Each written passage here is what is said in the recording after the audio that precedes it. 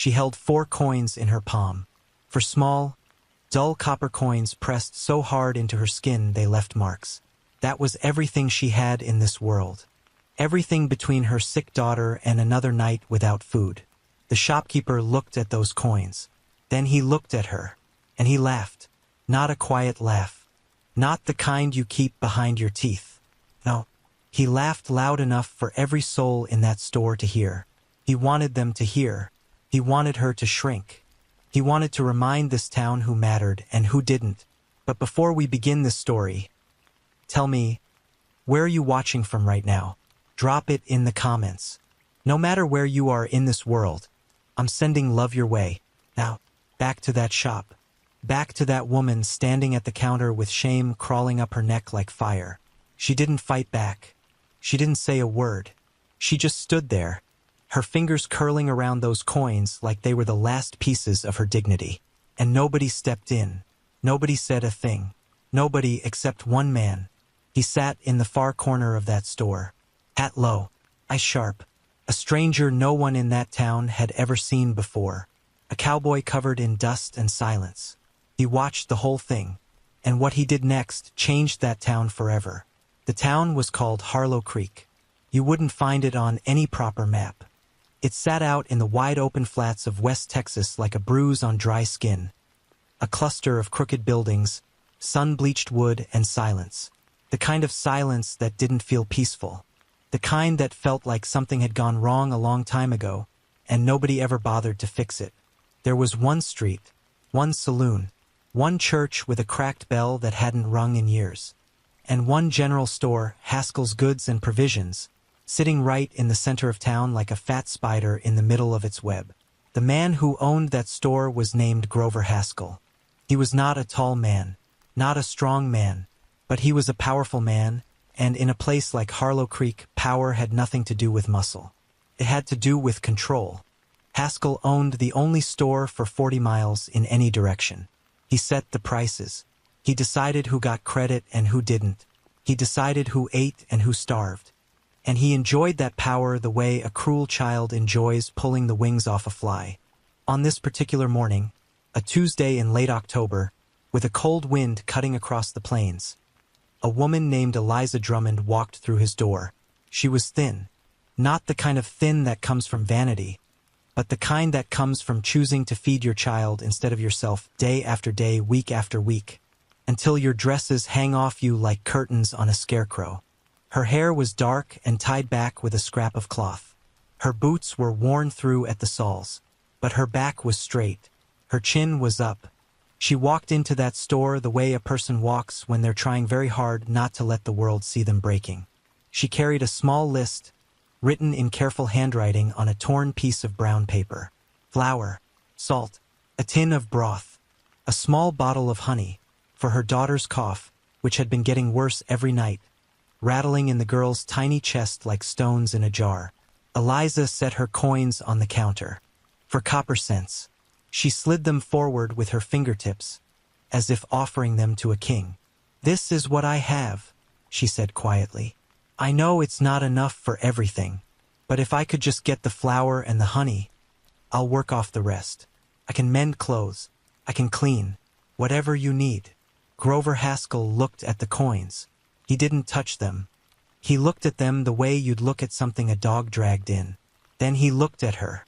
"For cents," he said, loudly, deliberately, loud enough for the 3 other customers in the store to hear. "For cents and a promise to scrub my floors." He leaned forward on the counter, his belly pressed against the wood. "Tell me, Mrs. Drummond, does your dead husband know you're out here begging?" The store went quiet. A woman near the fabric shelf looked away. A man examining a saddle strap suddenly found his boots very interesting. Nobody moved. Nobody spoke. Eliza's lips pressed together. A faint tremor ran through her jaw. But she did not cry.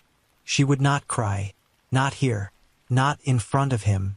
"I'm not begging," she said, her voice barely above a whisper. "I'm asking for a fair trade." Haskell snorted. He swept the coins off the counter with the back of his hand. They scattered across the wooden floor, spinning and ringing in the silence. "Come back when you have real money," he said. "This is a store, not a charity house." Eliza stared at the coins on the floor. For a long moment, she didn't move. Then slowly, carefully, she knelt down. One by one, she picked them up. Her fingers trembled. Her face burned red. And when she stood back up, she did not look at Haskell. She turned toward the door, and that's when she saw him, the stranger. He sat on a wooden crate near the back wall, half hidden behind a stack of grain sacks. His hat was pulled low. A long duster coat covered his frame, trail-worn and faded. His boots were caked with red dust. A revolver hung from his hip, old, but well-kept. The kind of gun that had seen use. He was watching her. No, not just watching. He was seeing her. There was a difference. Everyone else in that store had looked away. This man looked straight at her. And in his eyes, there was something she hadn't seen in a very long time. It wasn't pity. It was anger. Eliza walked out of that store with her head down and her coins clutched to her chest. The wind hit her the moment she stepped through the door, dry, cold, biting, pulled at her dress and threw dust into her eyes. She walked fast, the way people walk when they're trying to outrun their own shame, even though they know it'll follow them home. She made it halfway down the street before she heard the footsteps behind her. Heavy boots on packed dirt, steady, unhurried, getting closer. She didn't turn around. She walked faster. In a town like Harlow Creek, a woman alone learned not to stop when she heard footsteps. She'd learned a lot of things since Thomas died. How to board up a window. How to sleep with a rifle beside her bed. How to tell her daughter that everything was going to be all right while knowing, deep in her gut, that it probably wasn't. "Ma'am." The voice was low, rough, like gravel dragged across iron. But there was no threat in it. Just a word, offered carefully. The way you'd hold out your hand to a spooked horse. She stopped, turned. The stranger stood 10 feet behind her. Up close, in the hard daylight, she could see him more clearly now. He was tall, well over 6 feet, with a lean, weathered frame. His face was hard angles and sun-darkened skin, a jaw that looked like it had been carved from the same rock as the desert. His eyes were pale gray, almost silver, and there were lines around them, not from laughter, but from squinting into too many suns, across too many empty miles. He looked like a man who had been walking for a very long time and had forgotten where he was going. In his hand, he held a canvas sack. He extended it toward her. "Flour," he said, "salt, a tin of broth, and honey, for the cough." Eliza stared at the sack, then at him. "I can't take that," she said. "It's already paid for. I don't know you." "No, ma'am, you don't." A silence passed between them. The wind blew a tumble of dead brush across the street between their feet. "Why?" she asked. Just that one word. It held everything. Confusion, suspicion, the faint, terrified spark of hope she couldn't quite smother. The stranger didn't answer right away. He looked back toward Haskell's store. Something moved behind his eyes. Something dark. Something old. "Because nobody else did," he said. He set the sack on the ground between them, touched the brim of his hat, and turned to walk away. "Wait," Eliza said. "At least tell me your name." He paused.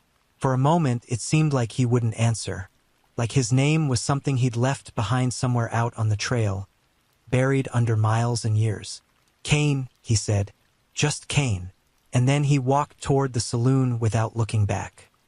The bartender, a thick-armed man named Poke, poured the drink and studied him with the careful curiosity of a man who had seen enough strangers to know which ones brought trouble.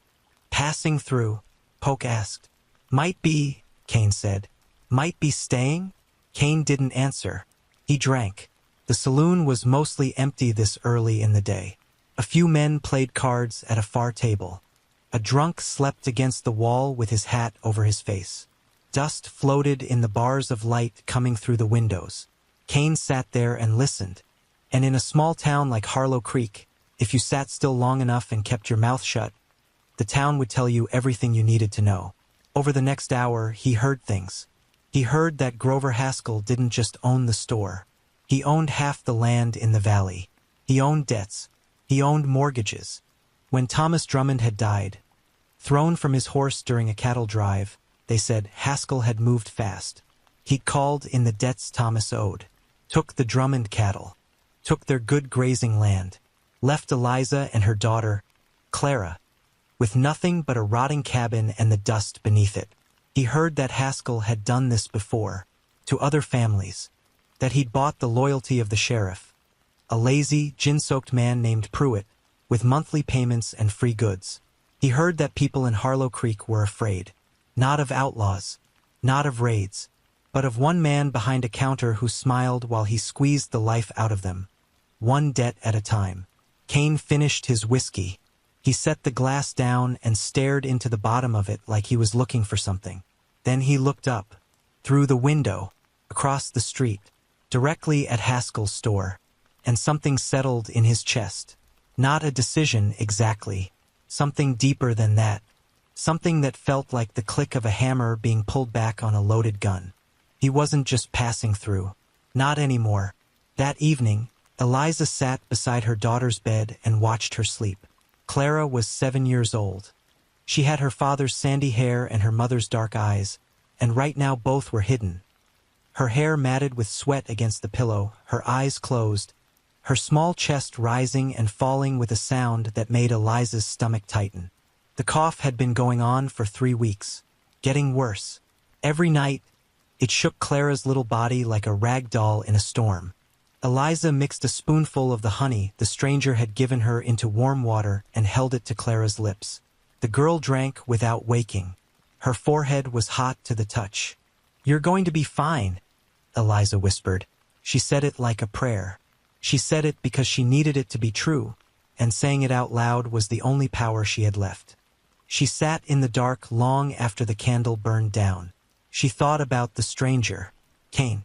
She thought about the way he'd looked at Haskell's store, like a man staring at something he intended to tear down with his bare hands. She thought about Thomas, how he used to sit on the porch and play his fiddle while Clara danced in the dirt. How he used to tell Eliza that one day they'd have enough cattle to buy a real house with glass windows and a painted door. He died with those dreams still in his mouth, unsaid and unfinished, somewhere out on the trail where nobody saw him fall. Eliza didn't sleep that night. The next morning, the town learned something about Grover Haskell that most of them already knew but were too afraid to say out loud. It happened like this. An old man named Willard Goss came into the store to buy seed for his spring planting. Willard was 80 years old if he was a day, with hands bent like tree roots and a back curved from decades of working soil that barely gave back what you put into it. He'd been a farmer his whole life. His wife had died 2 winters ago. He had no children. He was alone and he was running out of time. He put his money on the counter. Haskell looked at it, looked at Willard, and shook his head. "Price went up," Haskell said. "Since when?" "Since this morning." Willard blinked. "That's double what it was last week." "Supply and demand, Willard. You understand how business works." "I understand you're robbing me." Haskell's smile didn't change, but something in his eyes went flat and cold, like a snake's. "You still owe me for last season's credit," Haskell said. $14. "You want to talk about robbery? Pay what you owe me first. Then we'll discuss seed." Willard stood there, his mouth opening and closing. He looked around the store for help. Nobody met his eyes. He left without his seed, without the ability to plant the only crop that kept him alive. Kane saw the whole thing. He'd been standing outside the store, leaning against the post, rolling a cigarette he never lit. He watched Willard walk out. He watched the old man's shoulders sag like someone had placed the whole sky on top of them. That afternoon, Kane walked through the town slowly. He counted the buildings. He noted the distances. He watched the sheriff, Pruitt, stumble out of his office around noon, already drunk, and make his way to Haskell's store for what looked like a regular visit. They talked on the porch for 15 minutes. Pruitt laughed at something. Haskell handed him a small package. Pruitt tipped his hat and wobbled back to his office. Kane watched all of this from the shade of the livery stable, where a young stable hand named Micah was brushing down a horse. "That happen often?" Kane asked, nodding toward the sheriff. Micah glanced up, then quickly looked away. "I don't see nothing," the boy said. "I don't talk about nothing." "Smart boy. Being smart is staying alive around here, mister." Kane looked at the boy for a long time. Micah was maybe 16. Skinny. A bruise on his cheekbone that looked fresh. "Who hit you?" Kane asked. Micah's jaw tightened. He didn't answer. "Haskell." The silence was answer enough. Kane dropped a coin into the boy's palm. "You don't see nothing," he said quietly. "I understand. But if you ever decide you want to start seeing, you come find me." He walked out of the stable and into the hard afternoon sun. That night, in the saloon, Kane did something no one in Harlow Creek expected. He asked questions. Not quietly, not carefully. He asked them loud enough for people to hear. "Tell me about Grover Haskell," he said to the bartender, Poke. The whole saloon went still. Cards stopped. Glasses paused halfway to lips. Even the drunk against the wall seemed to stop breathing. Poke stared at Kane like the man had just pulled a rattlesnake from his coat and set it on the bar. "Mister," Poke said slowly, "you seem like a decent enough fellow, so I'm going to give you some advice for free. Don't ask that question. Not here. Not anywhere in this town." Kane met his eyes and held them. "What if I'm not looking for advice?" The silence stretched like a wire about to snap. Then, from the far end of the bar, a voice spoke. Old, thin, trembling with something that might have been fear or might have been rage. It was Willard Goss. "I'll tell you about Grover Haskell," the old man said. Willard Goss had lived in Harlow Creek for 47 years. He'd watched it grow from a handful of tents around a water hole into something that almost resembled a town. He'd watched people come and go. He'd buried his wife in the hard soil behind their cabin and marked the grave with a wooden cross he'd carved himself. And he'd watched Grover Haskell destroy it all, one family at a time. "It started about 6 years ago," Willard said, his voice low but steady. He sat across from Kane at the corner table, a glass of whiskey between his gnarled hands. The saloon had emptied. People had found reasons to leave. Suddenly, everyone had somewhere else to be. Haskell came in from back east. St. Louis, maybe. Had money. Not a fortune, but enough. He bought the store from old McAllister when McAllister took sick. Fair deal, everyone thought. Town needs a shopkeeper. Willard took a drink. His hand shook. But Haskell didn't just want to sell goods. He wanted to own things. People. Debts. Land. He started offering credit, generous credit, more than people needed, more than they should have taken. And people took it. Because times were hard, and he was smiling, and he made it seem like kindness. Kane listened without interrupting. Then the terms changed. Interest went up. Prices went up. And when people couldn't pay, Haskell took what they had. Their cattle, their land, their dignity.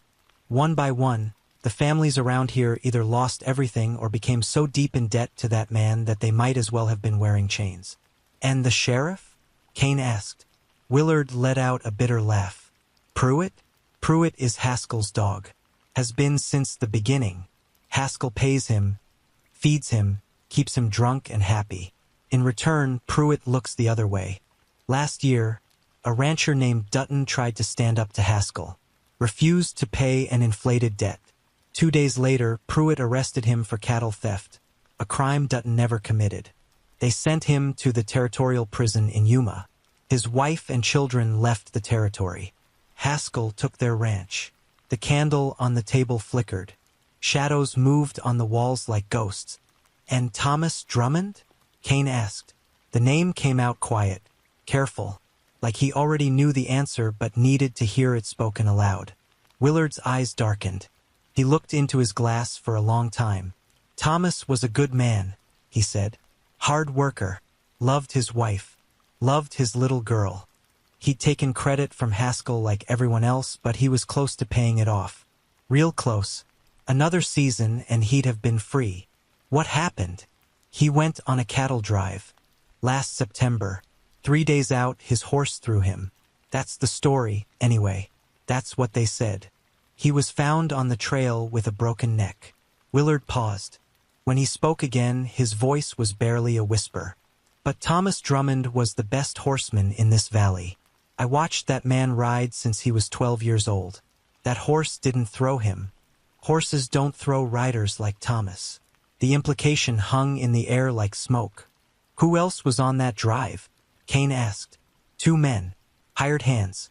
Worked for Haskell. Kane's jaw tightened. A muscle flexed beneath the skin like a coiled spring. Where are those men now? Gone. Left town the week after Thomas died. Nobody knows where. Kane sat back in his chair. The wood creaked. He stared at the candle flame for a long time, and in his pale gray eyes, something shifted. Something hardened, like wet clay being fired in a kiln, turning from soft to stone. Why are you telling me this? He asked Willard. You know what could happen to you. Willard finished his whiskey and set the glass down with a dull thud. Because I'm 81 years old, son. My wife is dead. My body is failing. I've got maybe one more winter in me if God's generous. And I have spent the last 6 years watching that man crush every decent soul in this town and doing nothing about it. Saying nothing, because I was afraid. His eyes were wet, but his voice did not break. I don't want to die afraid. I don't want that to be the last thing I am. Kane reached across the table. He placed his hand over the old man's, gently, firmly, like a son might hold his father's hand. You won't, Kane said. That night, after Willard had gone home, Kane sat alone in the dark saloon. Polk had locked up and left. The building creaked and groaned around him like a living thing. Kane reached into his coat and pulled out a small, folded piece of paper. He unfolded it carefully, the way you'd unfold something sacred. It was a photograph, old, faded, creased from being carried too long in too many pockets. A woman, young, smiling, standing in front of a small wooden house with flowers in the window box. He stared at it for a long time. Then he folded it back up, placed it against his chest, and closed his eyes. Somewhere outside, a coyote howled at the cold October moon, and Harlow Creek slept, not knowing that by tomorrow, everything would begin to change. Morning came with no sunrise, just a gray, heavy sky pressing down on the town like a lid on a coffin.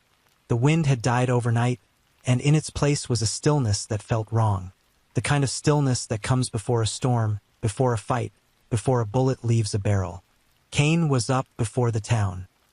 He stood outside the livery stable in the cold half-light, checking his horse, a big, scarred buckskin that looked like it had survived as many hard years as its rider. He checked the saddle, checked the saddlebags, checked the rifle in its scabbard. Not the movements of a man preparing to leave. The movements of a man preparing for something else entirely. At 7 o'clock, the door to Haskell's store opened. Haskell stepped out onto the porch with a cup of coffee and surveyed the town the way a king surveys his kingdom. His eyes swept the street, the buildings, the few people beginning their day. When his gaze reached the livery stable, it stopped. He saw Kane. For a moment, the 2 men simply looked at each other across the distance. 100 feet of empty dirt road between them. It might as well have been a canyon. Haskell's eyes narrowed. He took a sip of his coffee. Then he went back inside. 20 minutes later, Sheriff Pruitt came walking down the street toward the livery. He was a thick man with a red face and watery eyes, and he wore his badge the way a child wears a costume, with no understanding of what it was supposed to mean. "Morning, stranger," Pruitt said, hooking his thumbs in his belt. He tried to look authoritative. He mostly looked hungover. "Mr. Haskell tells me you've been asking questions around town, stirring things up. Is asking questions against the law now?" Kane said, "Depends on the questions. I asked about a man who overcharges his neighbors, steals their land, and may have had a hand in killing an innocent husband and father. Are those the wrong questions, Sheriff?" Pruitt's face went pale, then red. His hand drifted toward the pistol on his hip. A nervous gesture, not a brave one. "Now you listen here." "No," Kane said. and the word came out so cold, so flat, that Pruitt actually took a step back. You listen. I've met men like you in every town from here to Montana. Men who sell their badge for a warm meal and a bottle. You're not a lawman. You're a leash. And the man holding it is Haskell. Pruitt's mouth worked. No sound came out. Go back and tell your master what I said. Kane finished. Every word. Pruitt turned and walked away. He was almost running by the time he reached Haskell's store. By noon, the whole town knew. The stranger had challenged the sheriff. He'd spoken Haskell's crimes out loud, in the daylight, where anyone could hear. It was like watching someone light a match in a room full of gunpowder. And the explosion came faster than anyone expected. At 2 o'clock, a wagon rolled into Harlow Creek from the South Road.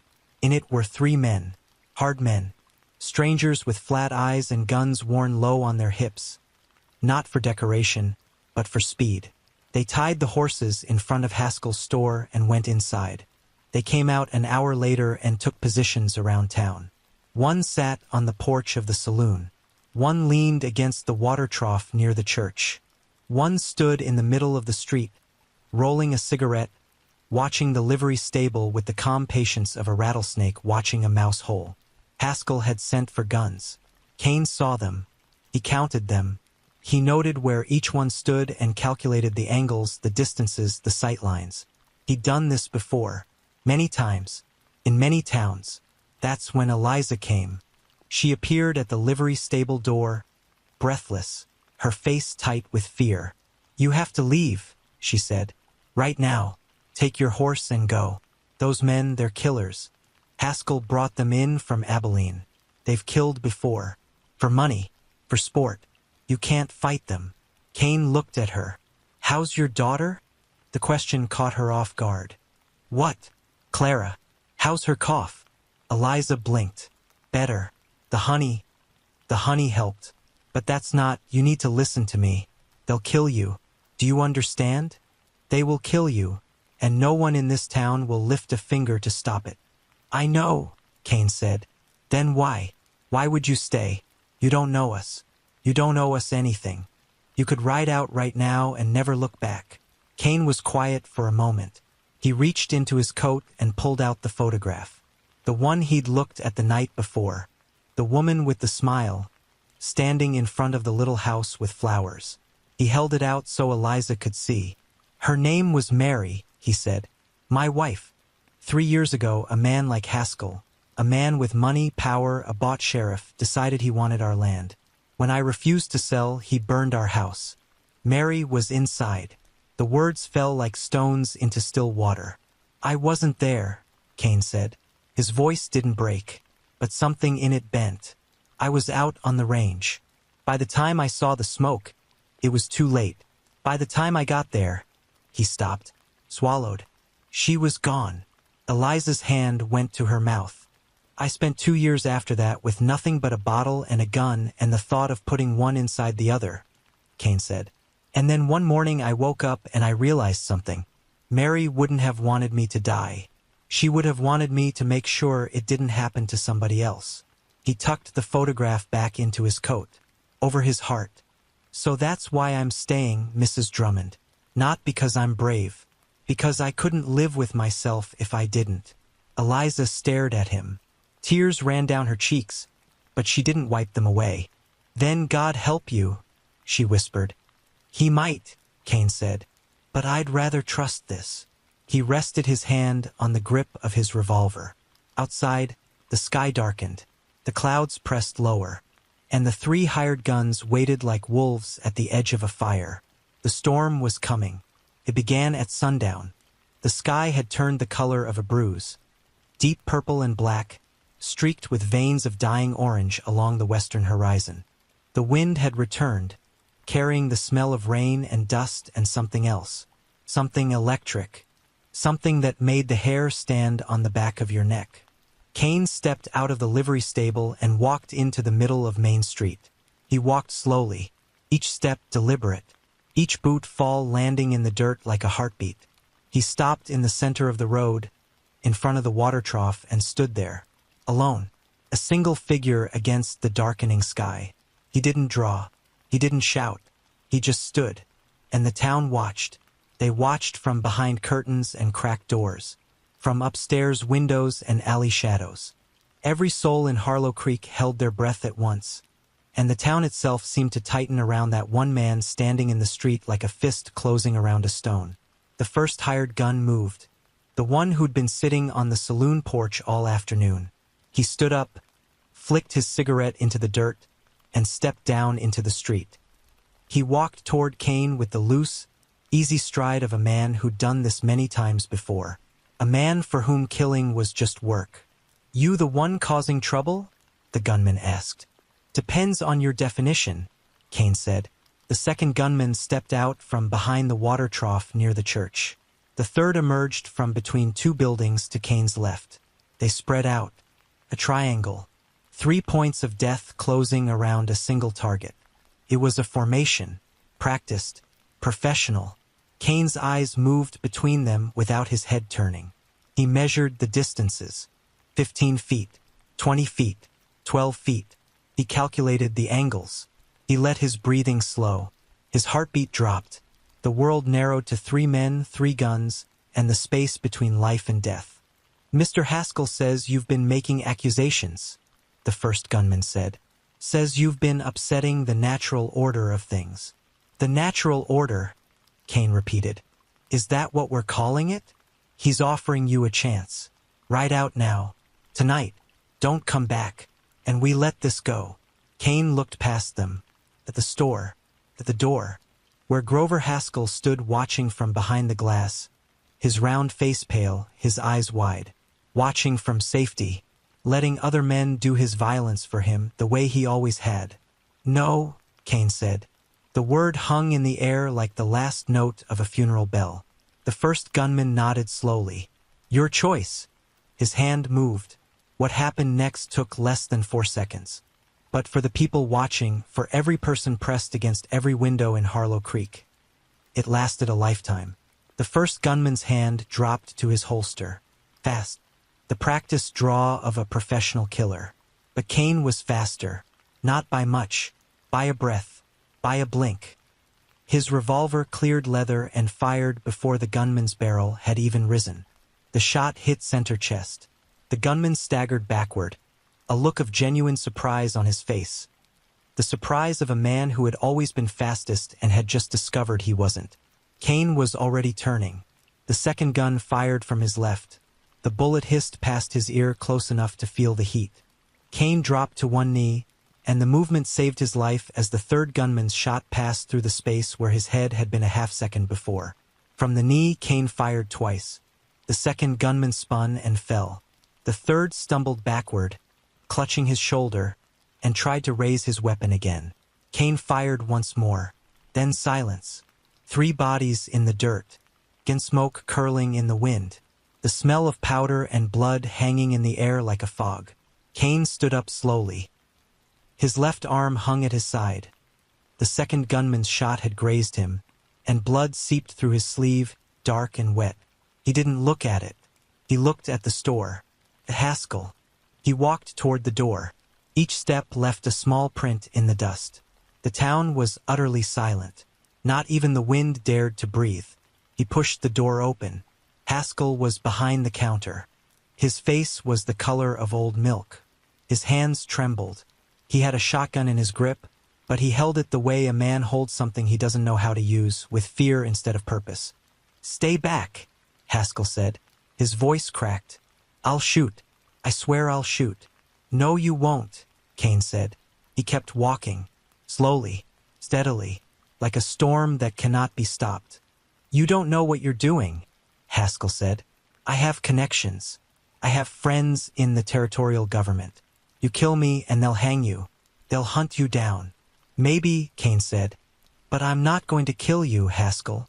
He stopped 3 feet from the counter, close enough to see the sweat on Haskell's forehead, close enough to see the fear in his eyes, real fear, the kind that strips away every pretense, every layer of cruelty and arrogance, and reveals the small, weak thing hiding underneath.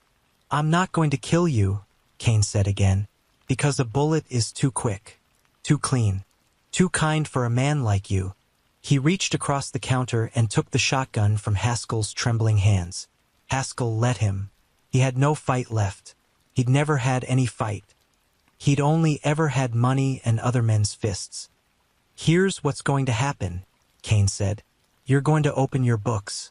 Every debt, every ledger, every record of every penny you've stolen from these people. You're going to forgive every debt in this town.